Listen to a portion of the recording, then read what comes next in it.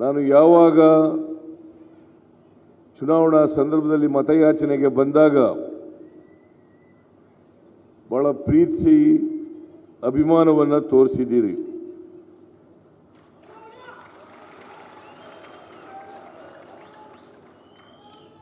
ನಾನು ಯಾವ ಅಭ್ಯರ್ಥಿಗೆ ಮತ ಕೇಳ್ತೀನಿ ಆ ಅಭ್ಯರ್ಥಿಯನ್ನ ಬೆಂಬಲಿಸಿದ್ದೀರಿ.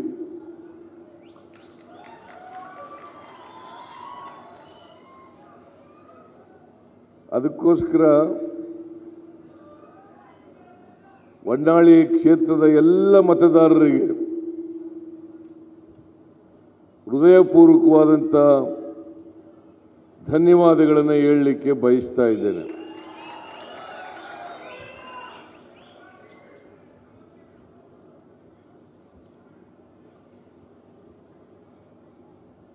ಏಳನೇ ತಾರೀಕು ನಡೀತಕ್ಕಂಥ ಚುನಾವಣೆ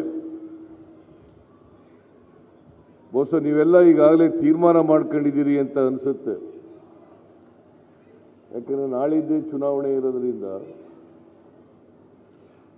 ಯಾವ ಅಭ್ಯರ್ಥಿಗೆ ವೋಟ್ ಹಾಕಬೇಕು, ಯಾವ ಪಕ್ಷವನ್ನು ಬೆಂಬಲಿಸಬೇಕು ಅಂತೇಳಿ ತೀರ್ಮಾನ ಮಾಡ್ಕೊಂಡಿದ್ದೀರಿ. ಕಳೆದ ವಿಧಾನಸಭಾ ಚುನಾವಣೆಯಲ್ಲಿ ನೀವೆಲ್ಲರೂ ಕೂಡ ಶಾಂತನಗೌಡ ಅವರನ್ನ ಆಯ್ಕೆ ಮಾಡಿದ್ರಿ.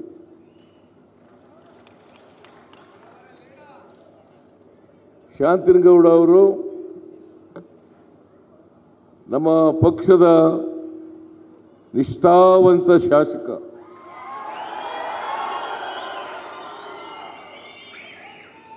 ಅವರಿಂದ ಪಕ್ಷಕ್ಕೆ ಯಾವುದೇ ಕಿರಿಕಿರಿ ಇಲ್ಲ.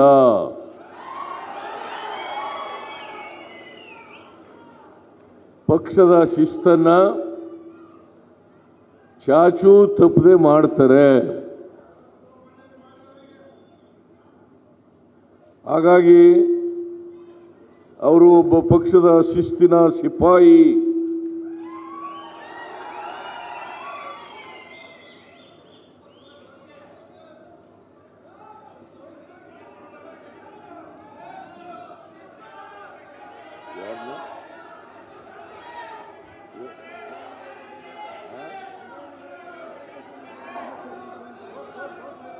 ಬೋರ್ಡ್ ಕೊಟ್ಟಿದ್ದೀವಲ್ಲ, ಕೊಟ್ಟಿಲ್ಲ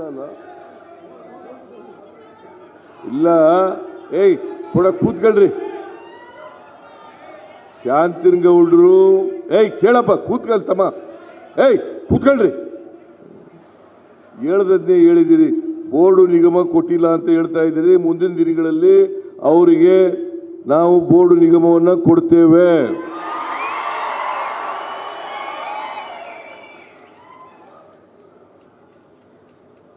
ಈಗ ಯಾರ್ಯಾರು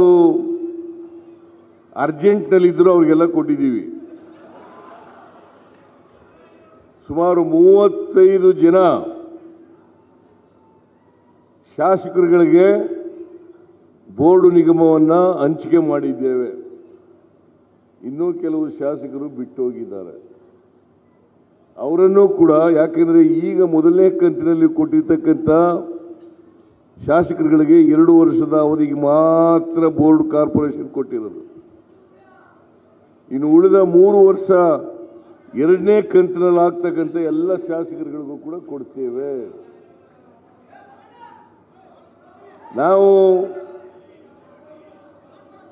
ಅಧಿಕಾರ ಕೂತ್ಕೊಳ್ಳಪ್ಪ ತಮ್ಮ, ಕೂತ್ಕೊಳ್ಳಿ. ಇವನೇ ಕೂತ್ಕೋ.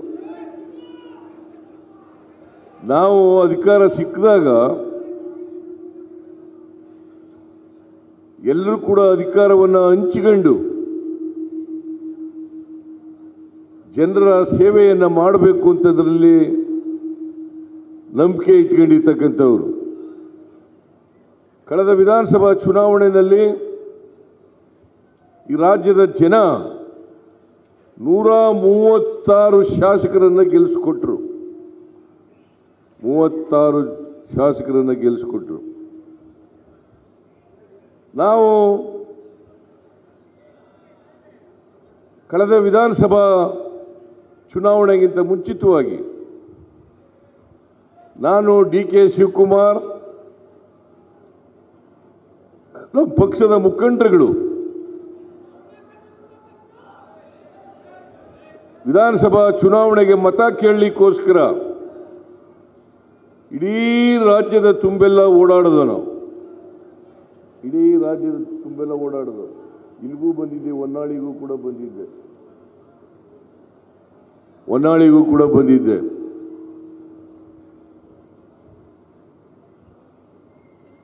ನಾವು ಆ ಸಂದರ್ಭದಲ್ಲಿ ರಾಜ್ಯದ ಜನರಿಗೆ ಕೆಲವು ಭರವಸೆಗಳನ್ನು ಕೊಟ್ಟಿದ್ದು.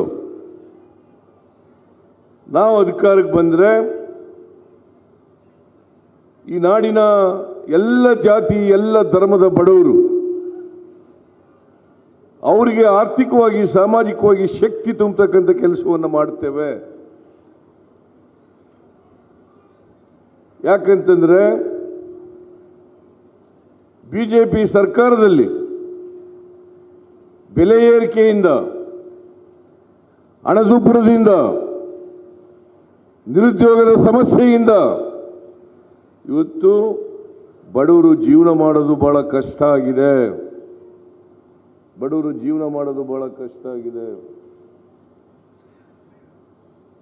ಎಲ್ಲ ಅಗತ್ಯ ವಸ್ತುಗಳು, ಆಹಾರ ಪದಾರ್ಥಗಳ ಬೆಲೆ ಏರಿಕೆಯಾಗಿ ಜನರಿಗೆ ಕೊಂಡ್ಕೊಳ್ತಕ್ಕಂಥ ಶಕ್ತಿ ಇಲ್ಲ. ಅದಕ್ಕೋಸ್ಕರ ಈ ನಾಡಿನ ಎಲ್ಲ ಬಡವರಿಗೆ, ಯಾವ ಜಾತಿಯವರೇ ಆಗಿರಲಿ, ಯಾವ ಪಕ್ಷದವರೇ ಆಗಿರಲಿ, ಯಾವ ಧರ್ಮದವರೇ ಆಗಿರಲಿ, ಅವ್ರಿಗೆಲ್ರಿಗೂ ಕೂಡ ಕೊಂಡ್ಕೊಳ್ತಕ್ಕಂಥ ಶಕ್ತಿಯನ್ನು ಹೆಚ್ಚು ಮಾಡಬೇಕು ಅನ್ನೋ ಕಾರಣಕ್ಕೋಸ್ಕರ ನಾವು ಅನೇಕ ಭರವಸೆಗಳನ್ನು ನಮ್ಮ ಮ್ಯಾನಿಫೆಸ್ಟೋ ಮೂಲಕ ಕೊಟ್ಟಿದ್ದು. ಅದರಲ್ಲಿ ಪ್ರಮುಖವಾದಂಥ 5 ಗ್ಯಾರಂಟಿಗಳಿಗೆ ನಾನು ಮತ್ತು DK ಶಿವಕುಮಾರ್ ಇಬ್ಬರು ಸಹಿ ಮಾಡಿ ಮನೆ ಮನೆಗೆ ಹಂಚತಕ್ಕಂಥ ಕೆಲಸವನ್ನು ಮಾಡಿದ್ದು. ನಾವು ಅಧಿಕಾರಕ್ಕೆ ಬಂದರೆ ಈ ಗ್ಯಾರಂಟಿಗಳನ್ನು ಚಾಚೂ ತಪ್ಪದೇನೆ ಜಾರಿ ಮಾಡ್ತೇವೆ ಅಂತಕ್ಕಂಥ ಮಾತುಗಳನ್ನು ಹೇಳಿದ್ದು. ನಾವು ಮೇ 20ನೇ ತಾರೀಕು 2023 ಪ್ರಮಾಣ ವಚನ ಸ್ವೀಕಾರ ಮಾಡಿದ. ಮೇ 20, 2023 ಪ್ರಮಾಣ ವಚನ ಸ್ವೀಕಾರ ಮಾಡಿದ. ಅವತ್ತು ನಾನು DK ಶಿವಕುಮಾರ್ ಇನ್ನು 8 ಜನ 10 ಜನರು ಮಾತ್ರ ಪ್ರಮಾಣ ವಚನ ಸ್ವೀಕಾರ ಮಾಡಿದ್ರು. 2ನೇ ಕಂತಿನಲ್ಲಿ ಉಳಿದವರು ಪ್ರಮಾಣ ವಚನ ಸ್ವೀಕಾರ ಮಾಡಿದ್ರು. ಕಂಠೀರವ ಸ್ಟೇಡಿಯಂನಲ್ಲಿ ಪ್ರಮಾಣ ವಚನ ಸ್ವೀಕಾರ ಮಾಡೋದು. ಅಲ್ಲಿಂದ ನೇರವಾಗಿ ಕ್ಯಾಬಿನೆಟ್ ಹಾಲ್ಗೆ ಹೋಗಿ ಕ್ಯಾಬಿನೆಟ್ನಲ್ಲಿ ಕೂತು ಚರ್ಚೆ ಮಾಡಿ ಈ 5 ಗ್ಯಾರಂಟಿಗಳನ್ನು ಕೂಡ ಜಾರಿ ಮಾಡಬೇಕು ಅಂತಕ್ಕಂಥ ಆದೇಶವನ್ನು ಹೊರಡಿಸ್ತು.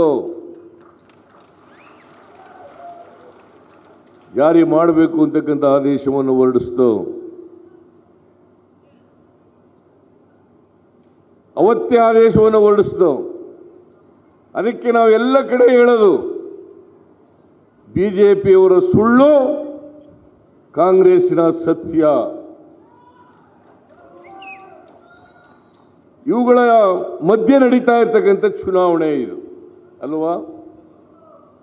ನರೇಂದ್ರ ಮೋದಿಯವರು 10 ವರ್ಷಗಳ ಕಾಲ ಪ್ರಧಾನಮಂತ್ರಿ ಆದರು.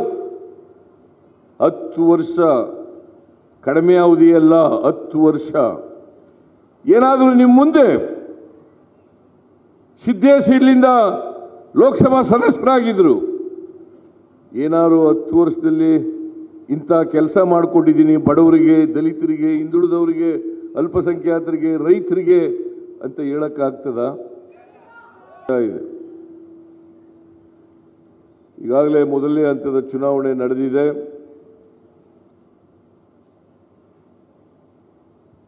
ಏಪ್ರಿಲ್ 26ನೇ ತಾರೀಕು ಮೊದಲನೇ ಹಂತದ ಚುನಾವಣೆ. 14 ಲೋಕಸಭಾ ಕ್ಷೇತ್ರಗಳಿಗೆ ಚುನಾವಣೆ ನಡೆಯಿತು.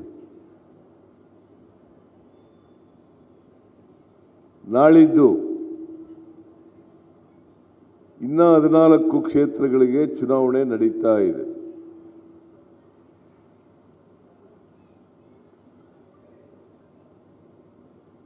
ಹೊನ್ನಾಳಿ ಮತಕ್ಷೇತ್ರದ ಜನರು ಎಲ್ಲರೂ ಕೂಡ ನಾನು ಯಾವಾಗ ಚುನಾವಣಾ ಸಂದರ್ಭದಲ್ಲಿ ಮತಯಾಚನೆಗೆ ಬಂದಾಗ ಬಹಳ ಪ್ರೀತಿಸಿ ಅಭಿಮಾನವನ್ನು ತೋರಿಸಿದ್ದೀರಿ.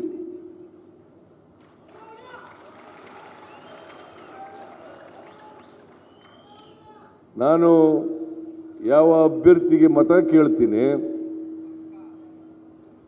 ಆ ಅಭ್ಯರ್ಥಿಯನ್ನ ಬೆಂಬಲಿಸಿದ್ದೀರಿ.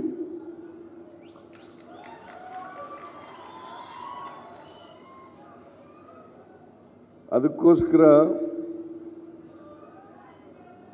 ಹೊನ್ನಾಳಿ ಕ್ಷೇತ್ರದ ಎಲ್ಲ ಮತದಾರರಿಗೆ ಹೃದಯಪೂರ್ವಕವಾದಂಥ ಧನ್ಯವಾದಗಳನ್ನು ಹೇಳಲಿಕ್ಕೆ ಬಯಸ್ತಾ ಇದ್ದೇನೆ.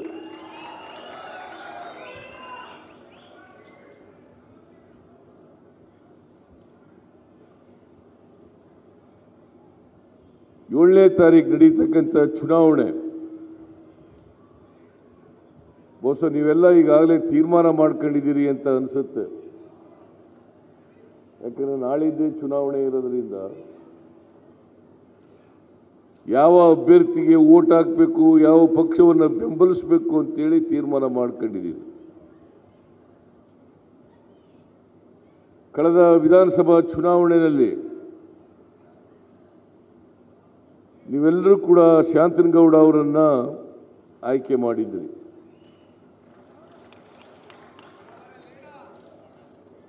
ಶಾಂತನಗೌಡ ಅವರು ನಮ್ಮ ಪಕ್ಷದ ನಿಷ್ಠಾವಂತ ಶಾಸಕ.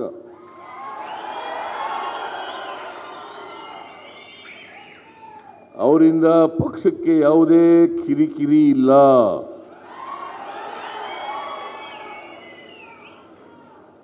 ಪಕ್ಷದ ಶಿಸ್ತನ್ನ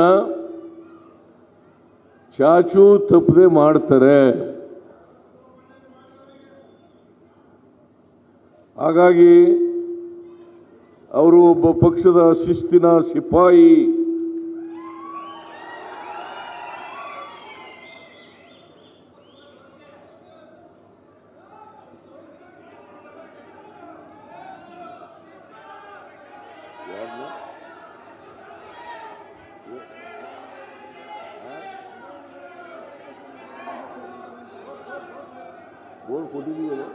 ಕೊಟ್ಟಿಲ್ಲ ಇಲ್ಲ. ಏಯ್ ಕೂಡ ಕೂತ್ಕೊಳ್ರಿ. ಶಾಂತನಗೌಡರು ಕೇಳಪ್ಪ, ಕೂತ್ಕೊಳ್ತಮ್ಮ. ಕೂತ್ಕೊಳ್ರಿ. ಹೇಳ್ದದ್ದೇ ಹೇಳಿದಿರಿ. ಬೋರ್ಡು ನಿಗಮ ಕೊಟ್ಟಿಲ್ಲ ಅಂತ ಹೇಳ್ತಾ ಇದ್ದೀರಿ. ಮುಂದಿನ ದಿನಗಳಲ್ಲಿ ಅವರಿಗೆ ನಾವು ಬೋರ್ಡು ನಿಗಮವನ್ನು ಕೊಡ್ತೇವೆ.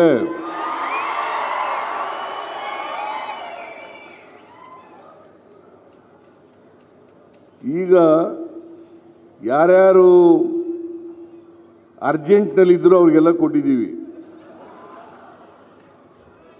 ಸುಮಾರು 35 ಜನ ಶಾಸಕರುಗಳಿಗೆ ಬೋರ್ಡು ನಿಗಮವನ್ನು ಹಂಚಿಕೆ ಮಾಡಿದ್ದೇವೆ. ಇನ್ನೂ ಕೆಲವು ಶಾಸಕರು ಬಿಟ್ಟು ಹೋಗಿದ್ದಾರೆ. ಅವರನ್ನು ಕೂಡ, ಯಾಕೆಂದರೆ ಈಗ ಮೊದಲನೇ ಕಂತಿನಲ್ಲಿ ಕೊಟ್ಟಿರ್ತಕ್ಕಂಥ ಶಾಸಕರುಗಳಿಗೆ 2 ವರ್ಷದ ಅವಧಿಗೆ ಮಾತ್ರ ಬೋರ್ಡ್ ಕಾರ್ಪೊರೇಷನ್ ಕೊಟ್ಟಿರೋದು. ಇನ್ನು ಉಳಿದ 3 ವರ್ಷ 2ನೇ ಕಂತಿನಲ್ಲಿ ಆಗ್ತಕ್ಕಂಥ ಎಲ್ಲ ಶಾಸಕರುಗಳಿಗೂ ಕೂಡ ಕೊಡ್ತೇವೆ. ನಾವು ಅಧಿಕಾರ ಕೂತ್ಕೊಳ್ಳಪ್ಪ ತಮ್ಮ, ಕೂತ್ಕೊಳ್ಳೋದು ಇವನೇ ಕೂತ್ಕೋ.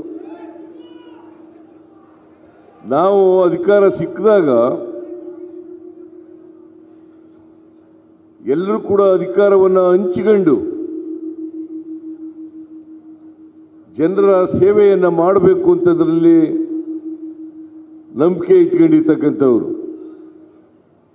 ಕಳೆದ ವಿಧಾನಸಭಾ ಚುನಾವಣೆಯಲ್ಲಿ ಈ ರಾಜ್ಯದ ಜನ 136 ಶಾಸಕರನ್ನು ಗೆಲ್ಲಿಸಿಕೊಟ್ರು. 36 ಶಾಸಕರನ್ನು ಗೆಲ್ಲಿಸಿಕೊಟ್ರು. ನಾವು ಕಳೆದ ವಿಧಾನಸಭಾ ಚುನಾವಣೆಗಿಂತ ಮುಂಚಿತವಾಗಿ ನಾನು DK ಶಿವಕುಮಾರ್, ನಮ್ಮ ಪಕ್ಷದ ಮುಖಂಡರುಗಳು ವಿಧಾನಸಭಾ ಚುನಾವಣೆಗೆ ಮತ ಕೇಳಲಿಕ್ಕೋಸ್ಕರ ಇಡೀ ರಾಜ್ಯದ ತುಂಬೆಲ್ಲ ಓಡಾಡೋದು. ನಾವು ಇಡೀ ರಾಜ್ಯದ ತುಂಬೆಲ್ಲ ಓಡಾಡೋದು. ಇಲ್ಲಿಗೂ ಬಂದಿದ್ದೆ, ಹೊನ್ನಾಳಿಗೂ ಕೂಡ ಬಂದಿದ್ದೆ.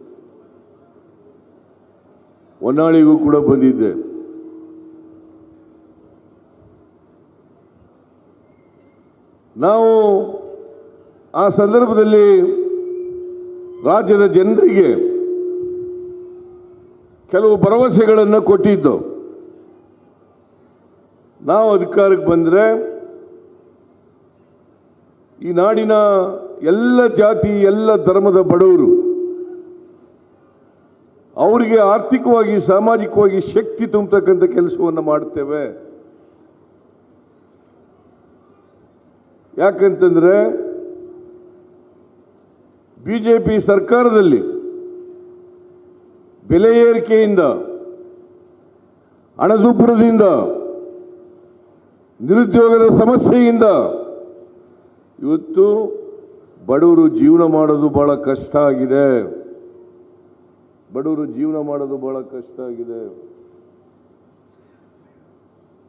ಎಲ್ಲ ಅಗತ್ಯ ವಸ್ತುಗಳು, ಆಹಾರ ಪದಾರ್ಥಗಳ ಬೆಲೆ ಏರಿಕೆಯಾಗಿ ಜನರಿಗೆ ಕೊಂಡ್ಕೊಳ್ತಕ್ಕಂಥ ಶಕ್ತಿ ಇಲ್ಲ. ಅದಕ್ಕೋಸ್ಕರ ಈ ನಾಡಿನ ಎಲ್ಲ ಬಡವರಿಗೆ, ಯಾವ ಜಾತಿಯವರೇ ಆಗಿರಲಿ, ಯಾವ ಪಕ್ಷದವರೇ ಆಗಿರಲಿ, ಯಾವ ಧರ್ಮದವರೇ ಆಗಿರಲಿ, ಅವ್ರಿಗೆಲ್ರಿಗೂ ಕೂಡ ಕೊಂಡ್ಕೊಳ್ತಕ್ಕಂಥ ಶಕ್ತಿಯನ್ನು ಹೆಚ್ಚು ಮಾಡಬೇಕು ಅನ್ನೋ ಕಾರಣಕ್ಕೋಸ್ಕರ ನಾವು ಅನೇಕ ಭರವಸೆಗಳನ್ನು ನಮ್ಮ ಮ್ಯಾನಿಫೆಸ್ಟೋ ಮೂಲಕ ಕೊಟ್ಟಿದ್ದು. ಅದರಲ್ಲಿ ಪ್ರಮುಖವಾದಂಥ 5 ಗ್ಯಾರಂಟಿಗಳಿಗೆ ನಾನು ಮತ್ತು DK ಶಿವಕುಮಾರ್ ಇಬ್ಬರು ಸಹಿ ಮಾಡಿ ಮನೆ ಮನೆಗೆ ಹಂಚತಕ್ಕಂಥ ಕೆಲಸವನ್ನು ಮಾಡಿದ್ದು.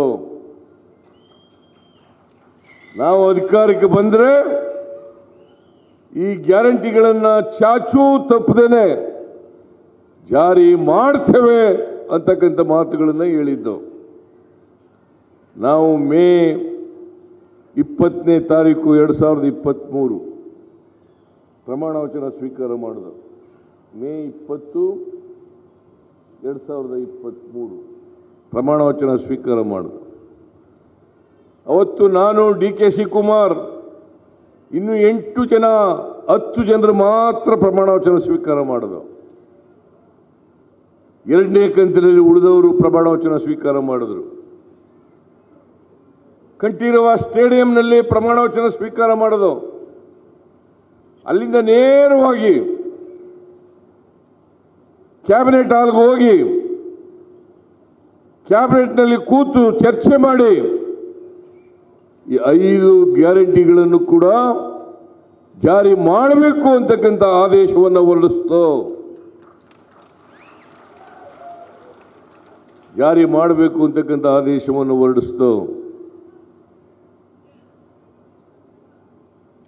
ಅವತ್ತೇ ಆದೇಶವನ್ನು ಹೊರಡಿಸಿತು.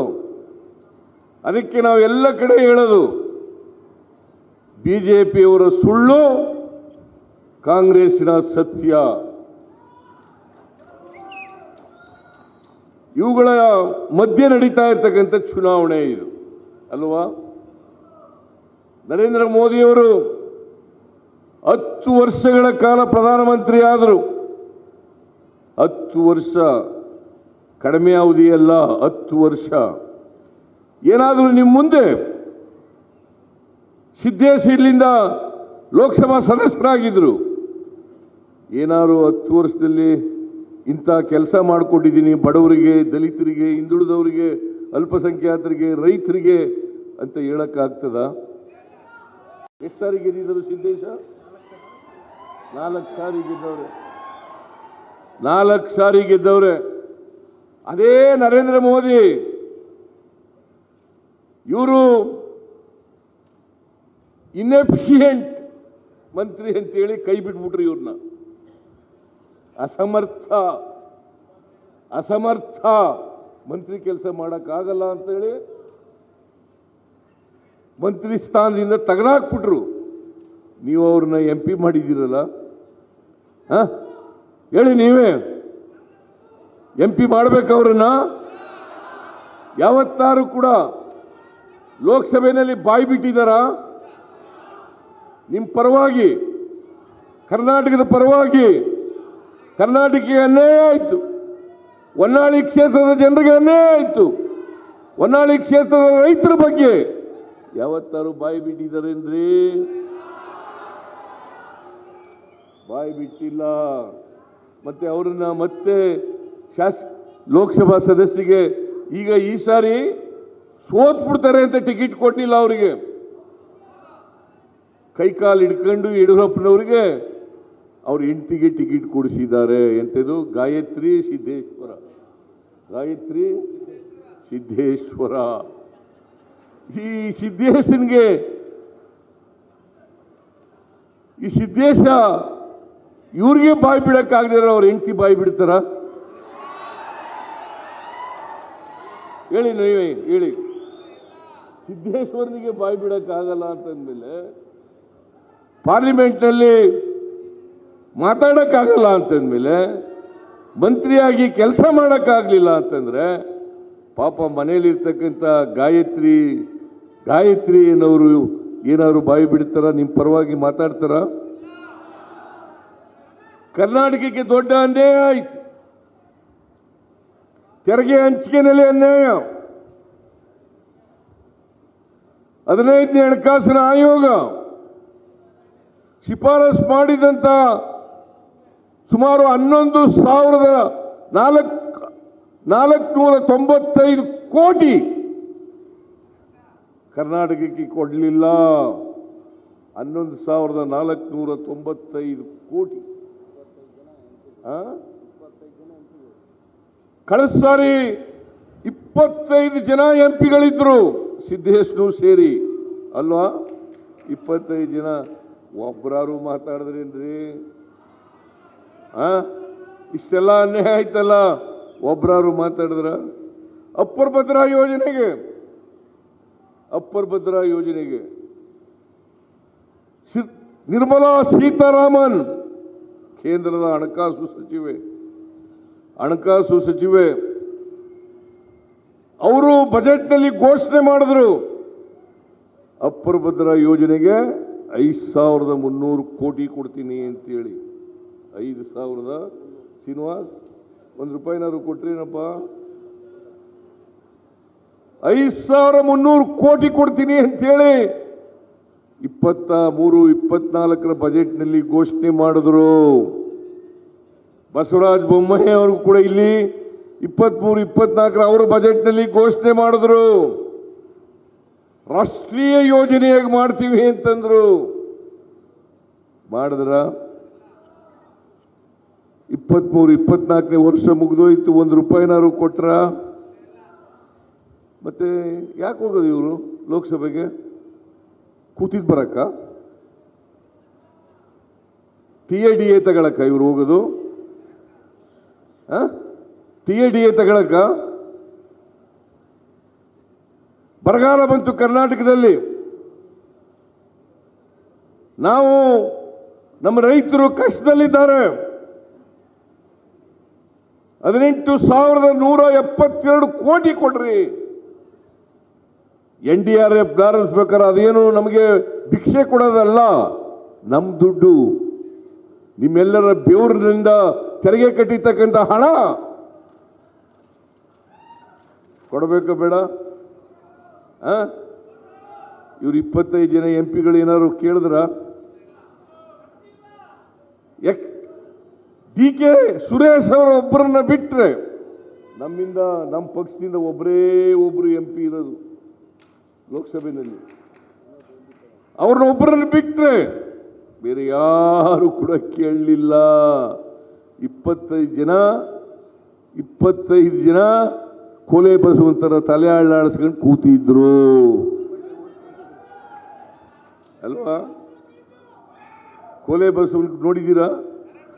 ಮದುವೆ ಆಯ್ತಿಯ ಕೊಲೆ ಬಸವ ತಲೆ ಹಿಂಗೆ ಕುಣಿಸೋದು ಆಗಲ್ವಾ? ಹಿಂಗೆ ಅನ್ನೋದು ಅದಕ್ಕೆ ಹೇಳಿ ಕಲಿಸ್ಬಿಟ್ಟಿರ್ತಾರೆ.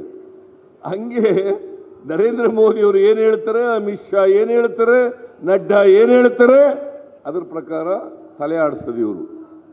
ಇಂಥವ್ರನ್ನ ಲೋಕಸಭೆಗೆ ಕಳಿಸ್ಕೊಡ್ಬೇಕಾ? ಕಳಿಸ್ಕೊಡ್ಬೇಕೆಂದ್ರೆ ನರೇಂದ್ರ ಮೋದಿ ಅವರು ಹೇಳಿದ್ರು, ವಿದೇಶದಲ್ಲಿ ಕಪ್ಪು ಹಣ ಇದೆ, ಭ್ರಷ್ಟಾಚಾರದ ಹಣ ಇದೆ, ಬ್ಲ್ಯಾಕ್ ಮನಿ ಇದೆ. ಆ ಬ್ಲ್ಯಾಕ್ ಮನಿನೆಲ್ಲ ಬಂದ್ಬಿಟ್ಟು ನಮ್ಗೆ ಅಧಿಕಾರ ಬಂದ್ರೆ, ನರೇಂದ್ರ ಮೋದಿಜಿ 10 ವರ್ಷ ಆಯ್ತಲ್ಲಪ್ಪ, 10 ವರ್ಷ ಆಯ್ತಲ್ರಿ. Black money ವಿದೇಶದಲ್ಲಿದೆ. ಅಧಿಕಾರಕ್ಕೆ ಬಂದ 100 ದಿನದಲ್ಲಿ, ಎಷ್ಟು ದಿನದಲ್ಲಿ? 100 ದಿನದಲ್ಲಿ ಎಲ್ಲ ಬಂದ್ಬಿಟ್ಟು ಬ್ಲ್ಯಾಕ್ ಮನಿನ ಎಲ್ರಿಗೂ ಅಕೌಂಟಿಗೆ 15 ಲಕ್ಷ ಹಂಚ್ಬಿಡ್ತೀನಿ ಅಂದ್ರಲ್ಲ. ಹಂಚಿದ್ರೇನಪ್ಪ ನರೇಂದ್ರ ಮೋದಿ? ಓಲಿ ನಿಮಗೆ 10 ವರ್ಷ ಆಯ್ತು, 15 ರೂಪಾಯಿ ಬಂದಿದೆಯೇನ್ರಿ? ಮತ್ತೆ ಕೈ ಆಡಾಡಿಸ್ಬಿಟ್ಟು ಅವ್ರಿಗೆ ಓಟ್ ಹಾಕ್ತೀರಾ? ಓಟ್ ಹಾಕ್ತೀರೇನ್ರಿ ಅವ್ರಿಗೆ? ದಯಮಾಡಿ ನಿಮಗೆ ಕೈ ಮುಗಿದು ಪ್ರಾರ್ಥನೆ ಮಾಡ್ತೀನಿ, ಈ ಸಾರ್ ಮಾತ್ರ ಬಿಜೆಪಿಯವರಿಗೆ ಓಟ್ ಹಾಕ್ಬಿಡಿ. ಹಾಕ್ತೀರಾ? ನಮ್ಮ ಯುವಕರು ಕೆಲಸ ಕೊಡಿಸ್ತಾರೆ ಅಂತೇಳಿ ಮೋದಿ ಮೋದಿ ಮೋದಿ ಅನ್ನೋರು. ನಾನು ಎಲ್ಲೋದ್ರೂ ಕೂಡ, ಯಾಕಂದ್ರೆ ನಾನು ಮೋದಿನ ಅವರ ವೈಫಲ್ಯಗಳನ್ನ ಹೇಳ್ತೀನಲ್ಲ, ಮೋದಿ ಸರ್ಕಾರನ ಟೀಕೆ ಮಾಡ್ತೀನಲ್ಲ, ಅದಕ್ಕೋಸ್ಕರ ಎಲ್ಲ ಯಂಗ್ಸ್ಟರ್ ಎತ್ಕಟ್ಬಿಟ್ಟಿದ್ದಾರೆ. ಸಿದ್ದರಾಮಯ್ಯನ ಕಂಡ ತಕ್ಷಣ ಮೋದಿ ಮೋದಿ ಮೋದಿ ಅಂತ. ಪಾಪ ನೀವ್ಯಾರು ಕೂಗಾಗಿಲ್ಲ, ನಮ್ಮ ಪರವಾಗಿ ಯಾರು ಕೂಗಾಗಿಲ್ಲ.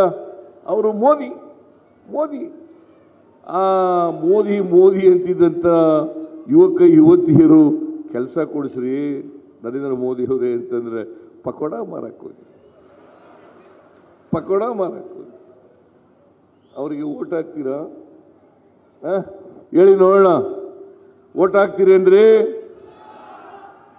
ನಾನು ಈ ರಾಜ್ಯದ ಮುಖ್ಯಮಂತ್ರಿ ಆಗಿರೋದ್ರಿಂದ ಎಲ್ಲ ಗ್ಯಾರಂಟಿಗಳನ್ನು ಕೂಡ ಜಾರಿ ಮಾಡಿದ್ದೀನಿ.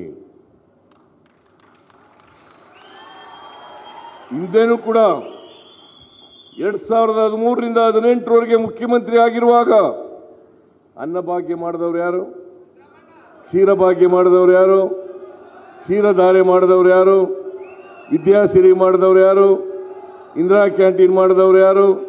ಮೈತ್ರಿ ಮಾಡಿದವರು ಯಾರು? ಮನಸ್ವಿನಿ ಮಾಡಿದವರು ಯಾರು? ಶಿವಭಾಗ್ಯ ಮಾಡಿದವರು ಯಾರು? ಶಾದಿ ಭಾಗ್ಯ ಮಾಡಿದವರು ಯಾರು? ಹಿಂಗೆ ಹೇಳಿ ನೋಡೋಣ ನರೇಂದ್ರ ಮೋದಿ. ಸಾಲ ಮನ್ನಾ ಮಾಡಿದವರು ಯಾರು? ನರೇಂದ್ರ ಮೋದಿ ಹೇಳಿ ನೋಡೋಣ ಇಂಥದ್ದು ಮಾಡಿದ್ದೀವಿ ಅಂತ. ಅವರ ಅಧಿಕಾರದ ಅವಧಿನಲ್ಲಿ ನಾನು ಹೇಳಿದ ರೀತಿಯಲ್ಲಿ ಹೇಳಿ ನೋಡೋಣ, ತಾಕತ್ತಿದ್ರೆ ಹೇಳಿ ನೋಡೋಣ. 10 ವರ್ಷದಲ್ಲಿ 10 ಸಾಧನೆಗಳನ್ನ ಮೋದಿಯವರು ಹೇಳ್ಬಿಟ್ರೆ ನಾನು ರಾಜಕೀಯದಿಂದ ನಿವೃತ್ತಿ ಆಗ್ಬಿಡ್ತೀನಿ. ನರೇಂದ್ರ ಮೋದಿಯವರು ಏನು ಮಾಡಲಿಲ್ಲ. ಇಂಥವರು ಮತ್ತೆ ಪ್ರಧಾನಮಂತ್ರಿ ಆಗ್ಬೇಕಾ? ನಾನು ಮುಖ್ಯಮಂತ್ರಿಯಾಗಿ ಅಧಿಕಾರಕ್ಕೆ ಬಂದ 8 ತಿಂಗಳಲ್ಲಿ ಎಲ್ಲ ಗ್ಯಾರಂಟಿಗಳನ್ನು ಕೂಡ ಜಾರಿ ಮಾಡಿದ್ದೀವಿ. ಶಕ್ತಿ ಯೋಜನೆಯಲ್ಲಿ ಹೆಣ್ಮಕ್ಳು ಕೂತಿದ್ದಾರೆ, ನೀವೆಲ್ಲ ಫ್ರೀಯಾಗಿ ಬಸ್ನಲ್ಲಿ ಓಡಾಡ್ತಾ ಇದ್ದೀರಲ್ವೇನಮ್ಮ? ಕೈ ಎತ್ತಿ ನೋಡೋಣ. ಎಲ್ಲ ಹೆಣ್ಮಕ್ಳು ಕೂಡ ಫ್ರೀಯಾಗಿ ಬಸ್ನಲ್ಲಿ ತಿರುಗಾಡ್ತಾ ಇದ್ದಾರೆ. ನಾವು ಮೇ 20ಕ್ಕೆ ಅಧಿಕಾರಕ್ಕೆ ಬಂದ್ರೆ ಜೂನ್ 11ನೇ ತಾರೀಕಿಗೆ ಇದನ್ನು ಜಾರಿ ಕೊಟ್ಟು, ಜೂನ್ 11ಕ್ಕೆ ಸುಮಾರು 50 ಫ್ರೀಯಾಗಿ ಬಸ್ನಲ್ಲಿ ಓಡಾಡಿದ್ದಾರೆ. ನಾನು ಮೊನ್ನೆ ಅರಸೀಕೆರೆಗೆ ಹೋಗಿದ್ದೆ, ಶಾಂತನಗೌಡ ಅರಸೀಕೆರೆಗೆ ಹೋಗಿದ್ದೆ. ನಾನು ಭಾಷಣ ಮಾಡ್ತಾ ಇದ್ದೆ, ಮೇಲೆ ನಿಂತ್ಕೊಂಡು ಒಬ್ಬ ಹೆಣ್ಮಗಳು ಹೂನಾರ ಹಿಡ್ಕೊಂಡು ಬಂದಿದ್ರು. ನಾನು ಭಾಷಣ ಮುಗಿದ ಮೇಲೆ ಹೋದೆ ಕೆಳಗಡೆಗೆ, ಯಾಕಮ್ಮ ಹೂನಾರ ಹಿಡ್ಕೊಂಡಿದ್ದೀಯಾ ಅಂತ. ಸಾರ್, ನೀವು ಬಸ್ಸು ಫ್ರೀ ಮಾಡಿಬಿಟ್ಟಿದ್ದೀರಲ್ಲ ಸಾರ್, ಅದರಿಂದ ಎಲ್ಲ ದೇವಸ್ಥಾನಗಳಿಗೆ ಹೋಗಿದ್ದೀನಿ, ಎಲ್ಲ ಟೂರಿಸ್ಟ್ ಸ್ಪಾಟ್ಗಳಿಗೆ ಹೋಗಿದ್ದೀನಿ, ಎಲ್ಲ ನಮ್ಮ ತವರು ಮನೆಗೆ ಹೋಗಿದ್ದೀನಿ.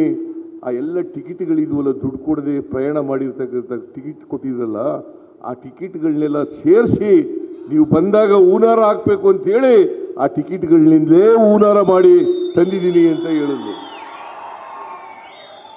ನನಗೆ ಟಿಕೆಟ್ಗಳ ಹೂಮಾಲೆಯನ್ನು ಹಾಕಿದ್ರು. ಇದಕ್ಕಿಂತ ತೃಪ್ತಿ ಆಗ್ತಕ್ಕಂಥದ್ದು ಯಾವುದಾದ್ರು ಇದೆಯಾ? ನನಗೆ ಈ ದೇಶದ ಬಡವರು, ಈ ನಾಡಿನ ಬಡವರು ಸಮಾಧಾನವಾಗಿರಬೇಕು, ಅವರ ಜೀವನ ಸುಧಾರಣೆ ಆಗಬೇಕು, ಅವರು ಕೂಡ 3 ಹೊತ್ತು ಊಟ ಮಾಡಬೇಕು ಅಂತೇಳಿ ಹಿಂದೆ ಮುಖ್ಯಮಂತ್ರಿ ಆಗಿರುವಾಗ 7 ಕೆಜಿ ಅಕ್ಕಿಯನ್ನು ಫ್ರೀಯಾಗಿ ಕೊಡ್ತಾ ಇದ್ದೆ. 7 ಕೆಜಿ ಅಕ್ಕಿ ಫ್ರೀಯಾಗಿ ಕೊಡ್ತಾ ಇದ್ದೆ. ಆ 7 ಕೆಜಿ ಅಕ್ಕಿ ಕೊಡ್ತಿದ್ದದನ್ನ ಯಡಿಯೂರಪ್ಪ ಮುಖ್ಯಮಂತ್ರಿ ಆದ್ರಲ್ಲ, ರೈತನ ಮಗ, ರೈತರ ಹೋರಾಟಗಾರ, ಯಾರು? ಮಿಸ್ಟರ್ ಯಡಿಯೂರಪ್ಪ 7 ಕೆಜಿಯಿಂದ 5 ಕೆಜಿ ಮಾಡಿದ್ರು. ಎಷ್ಟು ಮಾಡಿದ್ರು? ಯಾರು ಮಾಡಿದ್ದು 2 ಕೆಜಿ ಕಡಿಮೆ ಮಾಡಿದ್ದು? ಮಿಸ್ಟರ್ ಯಡಿಯೂರಪ್ಪ. ಯಾವ ಪಾರ್ಟಿ ಮುಖ್ಯಮಂತ್ರಿ? ಬಿಜೆಪಿ ಮುಖ್ಯಮಂತ್ರಿ. ನಾನು ಹೇಳಿದೆ ಅಸೆಂಬ್ಲಿನಲ್ಲಿ, ಮಿಸ್ಟರ್ ಯಡಿಯೂರಪ್ಪ, ಬಡವರು ಹೊಟ್ಟೆ ಮೇಲೆ ಹೊಡಿಬೇಡಪ್ಪ, 7 ಕೆಜಿ ಕೊಡ್ರಿ, 5 ಕೆಜಿ ಮಾಡಬೇಡ್ರಿ ಅಂತ ಹೇಳಿದೆ. ಯಡಿಯೂರಪ್ಪನವರಿಗೆ ಮನಸ್ಸು ಬದಲಾಯಿಸ್ತಿಲ್ಲ. ಯಡಿಯೂರಪ್ಪ ಜಪ್ಪಯ್ಯ ಅಂದ್ರೂ ಕೂಡ 7 ಕೆಜಿ ಕೊಡಕ್ಕೆ ಒಪ್ಪಲಿಲ್ಲ. ಅದಕ್ಕೆ ನಾವು ಪ್ರವಾಸ ಮಾಡುವಾಗ ಅನೇಕ ಜನ ಹೆಣ್ಮಕ್ಳು, ಅನೇಕ ಜನ ಗಂಡು ಮಕ್ಕಳು ನಮ್ಗೆ ಹೇಳ್ತಾ ಇದ್ರು, 5 ಕೆಜಿ ಸಾಲಲ್ಲ, ಇನ್ನ ಹೆಚ್ಚು ಮಾಡಿ ಅಂತ ಹೇಳ್ತಾ ಇದ್ರು. ಅದಕ್ಕೆ ನಾವು ಅನ್ನಭಾಗ್ಯ ಸ್ಕೀಮ್ನಲ್ಲಿ 5 ಕೆಜಿ ಜೊತೆಗೆ ಇನ್ನ 5 ಕೆಜಿ ಕೊಡ್ತೀವಿ ಅಂತೇಳಿ ಮಾತು ಕೊಟ್ಟು. ಯಾಕೆಂದ್ರೆ ಶ್ರೀಮಂತರು ಮಾತ್ರ ಊಟ ಮಾಡಬಾರದು, ಅವ್ರು ಮಾತ್ರ ಊಟ ಮಾಡಿದ್ರೆ ಸಾಲದು, ಬಡವರು ಕೂಡ 3 ಹೊತ್ತು ಊಟ ಮಾಡಲೇಬೇಕು. ಈ ದೇಶ ಶ್ರೀಮಂತರ ದೇಶ ಅಲ್ಲ. ಈ ದೇಶ ಕರ್ನಾಟಕದಲ್ಲಿರ್ತಕ್ಕಂಥ 7 ಕೋಟಿ ಕನ್ನಡಿಗರ ದೇಶ, ಕನ್ನಡಿಗರ ನಾಡು. 140 ಕೋಟಿ ಜನ ಇದ್ದಾರೆ ಈ ದೇಶದಲ್ಲಿ. 140 ಕೋಟಿ ಜನರ ದೇಶ. ಬರೀ ಅದಾನಿ ಅಂಬಾನಿಯವರ ದೇಶ ಅಲ್ಲ ಇದು, ಅವ್ರ ದೇಶ ಅಲ್ಲ. ಈಗ ಇವರು ಶ್ರೀಮಂತರು, ಇವರೊಬ್ರು ಊಟ ಮಾಡಿದ್ರೆ ಸಾಕೇನ್ರಿ? ಇವರು ನಾನು ಊಟ ಮಾಡಬೇಕಾ ಬೇಡ? ಬಡವರು ಊಟ ಮಾಡಬೇಕಾ ಬೇಡ? ಕರ್ನಾಟಕ ಹಸಿವು ಮುಕ್ತ ರಾಜ್ಯ ಆಗ್ಬೇಕಾ ಬೇಡ? ಯಾಕೆ ಹಸಿವಿನಿಂದ ಇರಬೇಕು?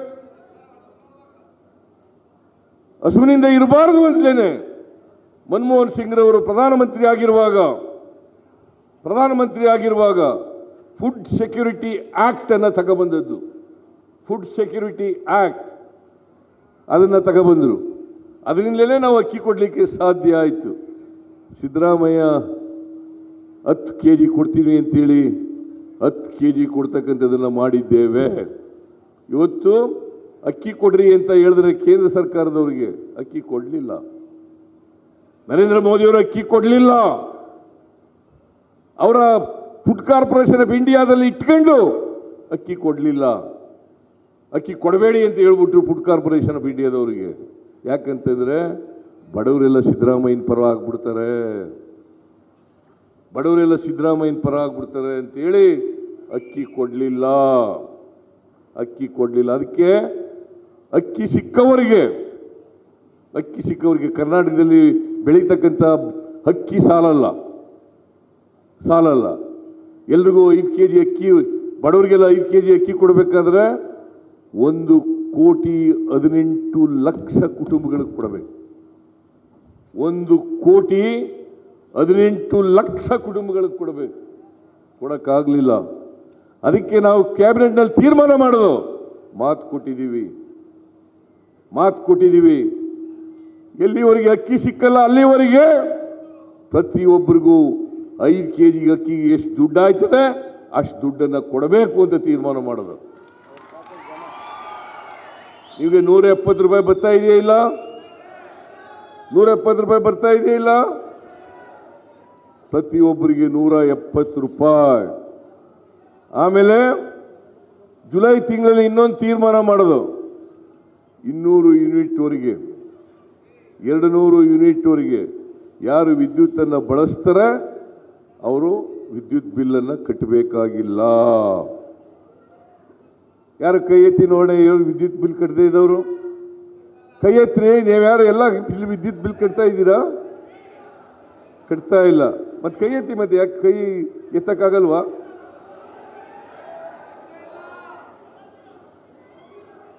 ನೂರಕ್ಕೆ 92%, 1,60,00,000 1,60,00,000 ಕುಟುಂಬಗಳು ಯಾರು ಕೂಡ ಕರೆಂಟ್ ಬಿಲ್ ಕಟ್ಟಾಗಿಲ್ಲ.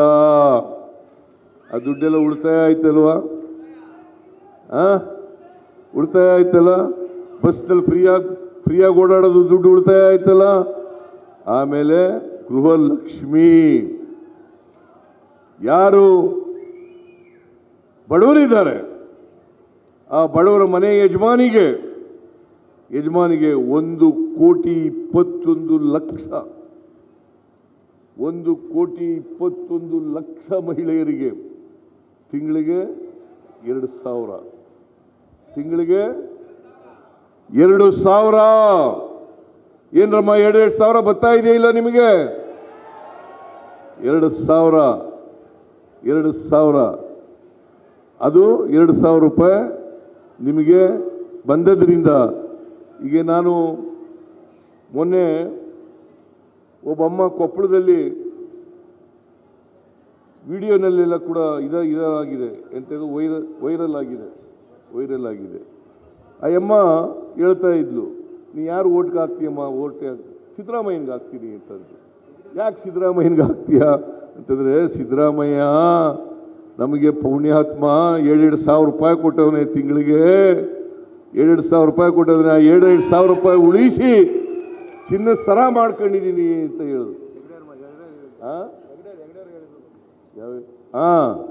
ಆಮೇಲೆ ನನಗೆ ಹೆಗ್ಡೆಯವರು ಪತ್ರ ಬರೆದಿದ್ರು. ಯಾರು? ಧರ್ಮಸ್ಥಳದ ಹೆಗ್ಡೆಯವರು, ವೀರೇಂದ್ರ ಹೆಗ್ಡೆಯವರು ಒಂದು ಪತ್ರ ಬರೆದಿದ್ದು. ಏನಪ್ಪ ಅಂತ ಪತ್ರ ಬರೆದು, ಅವರು BJP-ಲಿದ್ದಾರೆ, BJP ರಾಜ್ಯಸಭಾ ಸದಸ್ಯರು. ಅವರು ಪತ್ರ ಬರೆದಿದ್ರು ನನಗೆ. ಏನಂತ ಪತ್ರ ಬರೆದಿದ್ರು ಅಂತಂದರೆ, ಸಿದ್ದರಾಮಯ್ಯನವರೇ, ನೀವು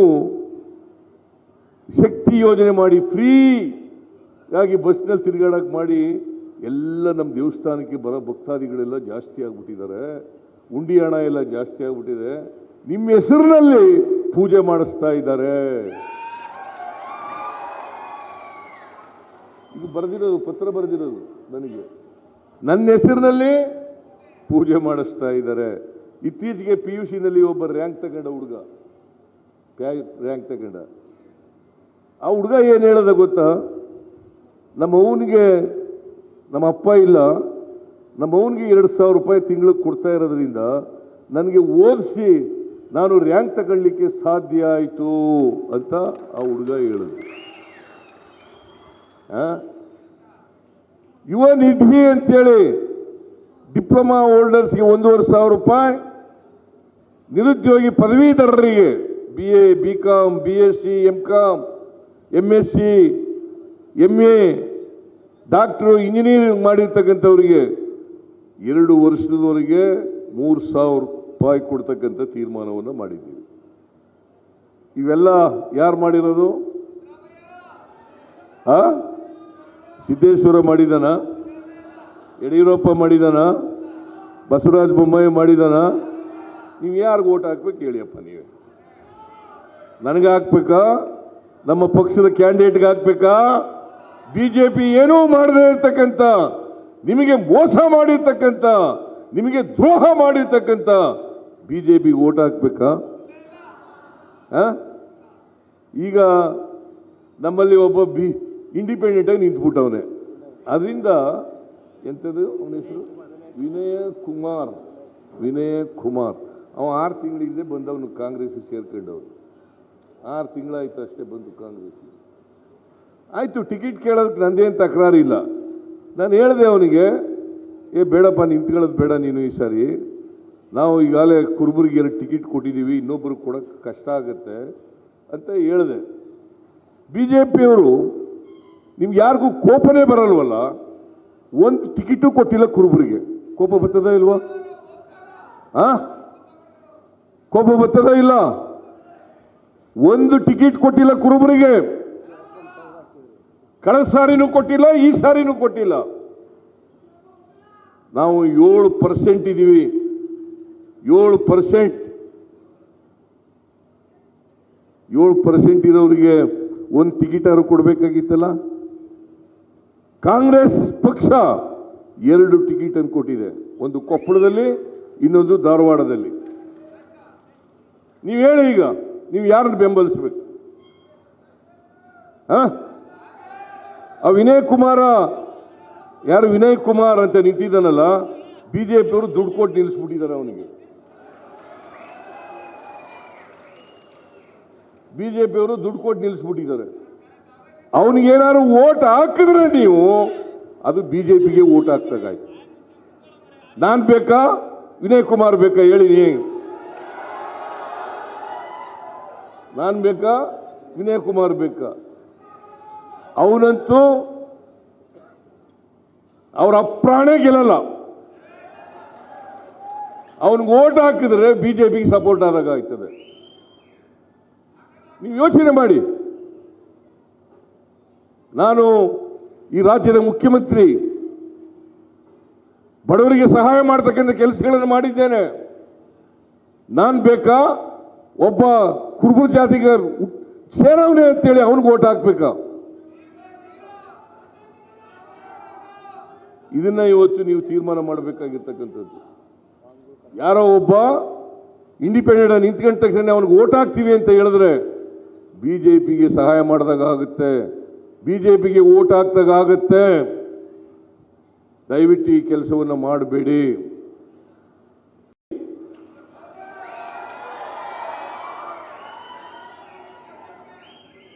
ನರೇಂದ್ರ ಮೋದಿ ಅವರು ಯಾವ ಕಾರಣಕ್ಕೂ ಕೂಡ ಪ್ರಧಾನಮಂತ್ರಿ ಆಗಲ್ಲ. ಸಿದ್ದೇಶ್ವರನ ಹೆಂಡತಿ ಯಾರು? ಗಾಯತ್ರಿ ಸಿದ್ದೇಶ್ವರ್ ಗೆಲ್ಲಲ್ಲ. ಈ ಸಾರಿ ಗೆಲ್ಲವರು ಪ್ರಭಾ ಮಲ್ಲಿಕಾರ್ಜುನ್. ಮಲ್ಲಿಕಾರ್ಜುನ್ ಅವರ ಧರ್ಮಪತ್ನಿ ಅವರು ಗೆಲ್ತಾರೆ. ಧರ್ಮಪತ್ನಿ ಅವರು ಗೆಲ್ತಾರೆ. ಅವರು ವಿದ್ಯಾವಂತೆ, ಮಾತಾಡೋ ಶಕ್ತಿ ಇದೆ. ನಿಮ್ಮ ಪರವಾಗಿ ಧ್ವನಿ ಎತ್ತಕ್ಕಂಥ, ಪಾರ್ಲಿಮೆಂಟ್ನಲ್ಲಿ ಧ್ವನಿ ಎತ್ತಕ್ಕಂಥ ಶಕ್ತಿ ಇದೆ. ಅಂಥವ್ರು ಲೋಕಸಭೆಗೆ ಹೋಗ್ಬೇಕಲ್ವಾ? ನಮ್ಮ ಕಾಂಗ್ರೆಸ್ನ ಅಭ್ಯರ್ಥಿ ಗೆದ್ರೆ ನನಗೆ ಶಕ್ತಿ ಬರ್ತದೆ. ನನಗೆ ಶಕ್ತಿ ತುಂಬಬೇಕಾದವ್ರು ನೀವಲ್ವಾ? ಶಕ್ತಿ ತುಂಬ್ತೀರಿ ಅಲ್ವಾ? ಮಾಡಿ, ದಯವಿಟ್ಟು ಮಾಡಿ. ಏನದು?